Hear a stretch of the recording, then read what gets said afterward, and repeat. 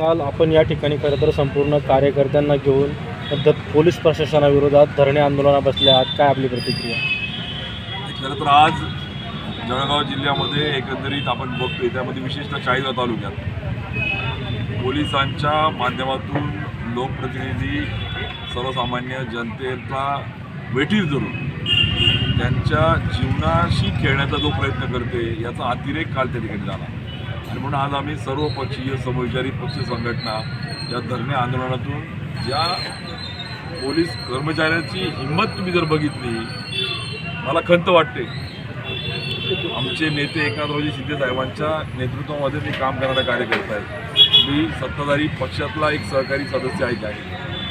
परंतु ज्या पद्धतीने देवेंद्रजींनी पुण्यामध्ये भाषण केलं काल सारथीच्या कार्यक्रमात, की मराठा तरुणांनी प्रवाहात या, आंदोलनात जाऊ नका, शक्ती आणि वेळ ताकद योग्य ठिकाणी लागली पाहिजे बोलतात मुख्यमंत्री, पण त्यांचे कर्मचारी आणि अधिकारी मात्र त्याला पूर्णपणे फाटा या ठिकाणी देत आहेत. त्याच गृहविभागाचा चाळीसगावातला गुले नावाचा PSI त्यांच्याच कार्यालयातल्या एका कर्मचारी महिलेला जर त्या ठिकाणी शारीरिक शोषण करण्याचं जर त्या ठिकाणी दबाव आणत असेल, तिची तक्रार 6 महिने झाली दिली, त्याच्यावर कार्यवाही नाही.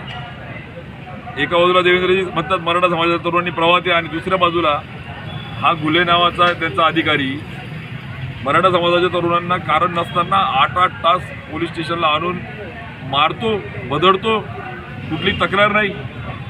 हाच अधिकारी त्या ठिकाणी ज्येष्ठ नागरिकांच्या योजना देणाऱ्या एका तरुणाला त्या ठिकाणी सेवा देणारा योजनादूत त्याला 12-12 तास पोलीस स्टेशनमध्ये ठेवतो, त्याचे हार्डडिस्क आणि सगळं जमा करून त्याला त्या ठिकाणी दबावात आणलं जातं. यासारखी अशी अनेक उदाहरणं. एका पत्रकाराला काल सरपंच असलेल्या 73 वर्षाच्या कर्करोग असलेल्या माणसाला 300 दाखल जेलमध्ये टाकलं जातं, किंवा त्याचा अर्ज 3 दिवसापूर्वी दिलेला.